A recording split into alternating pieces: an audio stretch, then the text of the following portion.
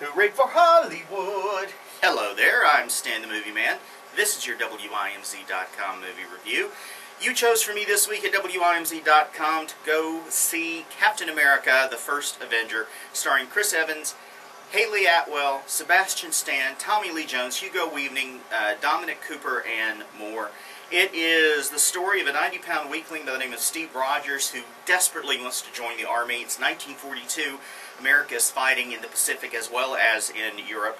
And he wants to join badly, but he's an asthmatic and he's a shrimp, but he has a huge heart and he wants to serve because, as he states in the film, he just doesn't like bullies. He is selected to take part in a secret government experiment that is run by a Dr. Abraham Erskine, played by Stanley Tucci.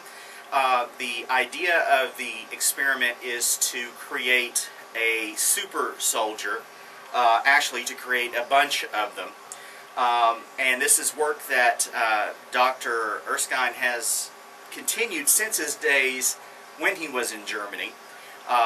He had a research partner who decided he needed to step up the experimentation and tried the serum out on himself.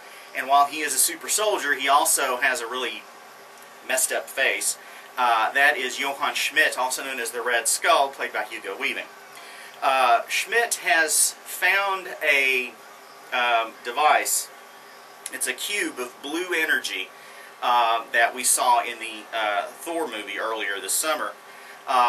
And he plans on harnessing that energy to create a weapon which he will turn against not only the Allies, but the German government as well, because he feels like he's really the only person who should be running the entire planet.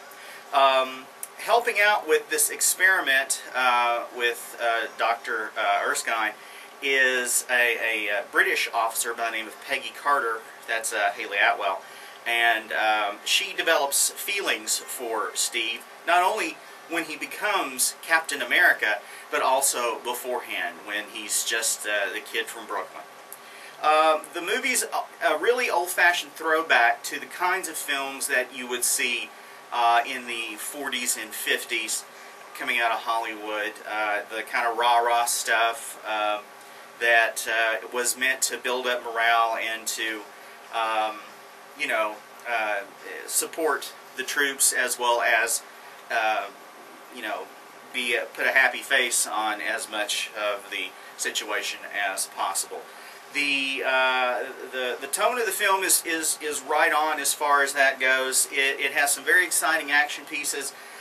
It has a little more story development than you would see in most superhero movies, so that's kind of unusual.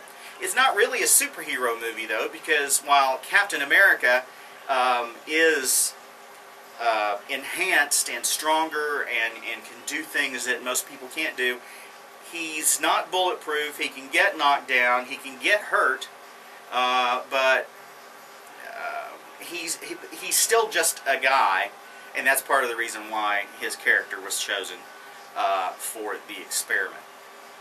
It's an entertaining film, although I'll have to say some of the mixture of the various technological elements, and maybe I'm being a little nitpicky here, but some of this stuff just did not look like it belonged in the 1940s.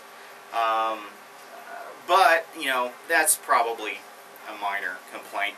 I will have to say also that I was never really caught up in the film and was, you know, kind of rah-rahing it, and I mean, it has some humor, and you know, like I said, the action pieces are quite good, but I don't know, it just didn't quite grab me. It's more entertaining than I found Thor to be. Not as entertaining as X-Men First Class. Certainly better than Green Lantern. So, you know, I'm going to give it 4 guitars. It's a pretty good flick. And stick around for after the credits, because there is your first look at the Avengers. Don't say I didn't warn you. Go to WIMZ.com to read my complete review, as well as to vote on the movie that I'll see next time. If you have any questions, feel free to send them to me at StanTheMovieMan@att.net. You can also follow me on Twitter @MovieManStan. Till next time, see you.